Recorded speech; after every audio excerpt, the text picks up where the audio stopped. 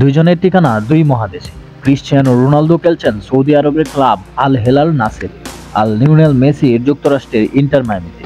তবে দুইজন দুই মহাদেশে হলেও মাঠের পারফরম্যান্স কিংবা মাঠের বাইরের নানা কাণ্ডে নিয়মিতই থাকেন আলোচনায়। সম্প্রতি দুজনেই রেফারিদের সঙ্গে তর্কে জড়িয়ে এসেছেন আলোচনায়, তাও আবার প্রায় একই ধরনের ঘটনায়। রোববার সকালে নিউ ইয়র্ক সিটির বিপক্ষে ম্যাচে মাঠে নেমেছিলেন মেসি। জোড়া অ্যাসিস্ট করে নিশ্চিত হার থেকে দলকে বাঁচিয়েছেন আর্জেন্টিন এই অধিনায়ক। তবে ম্যাচ শেষে দেখা মিলেছে ভিন্ন এক মেসি। 23 মিনিটে রেফারি লাল কার্ড দেখিয়েছিলেন মায়ামি ডিফেন্ডার টমাস ওবিলেসকে। তাতে ম্যাচের লম্বা সময় মায়ামি খেলেছেন একজন কম নিয়ে। এক কথায় মায়ামির পয়েন্ট হারানোর বড় কারণই এটা। ম্যাচ শেষে যা নিয়ে রেফারির সঙ্গে তর্কে লিপ্ত হন মায়ামি অধিনায়ক। কথা কাটাকাটির এক পর্যায়ে রেফারি তো তাকে হলুদ কার্ডই দেখান।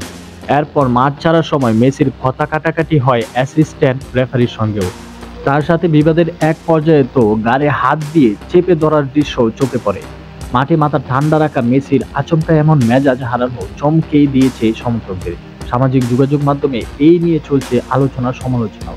একদিন আগে গত শুক্রবার একই ধরনের কাণ্ড রোনালদো ঘটিয়েছেন আল ইত্তেফাক ম্যাচে। দুইবার এগিয়ে গিয়েও সেদিন হার নিয়ে মাঠ ছাড়তে হয়েছিল আল নাসরকে। কোনো গোলের দেখা পাননি রোনালদো। তার মধ্যে শেষ দিকে গোল হজম করার পর রেফারি লাল কার্ড দেখান দলটির স্ট্রাইকার জন দুরানকে। তাতে মেজাজ হারান রোনালদো। চটে গিয়ে রেফারির সাথে সাথে সাইড লাইনে গিয়ে অ্যাসিস্ট্যান্ট রেফারির সঙ্গেও বিতর্ক করতে দেখা যায় রোনালদোকে।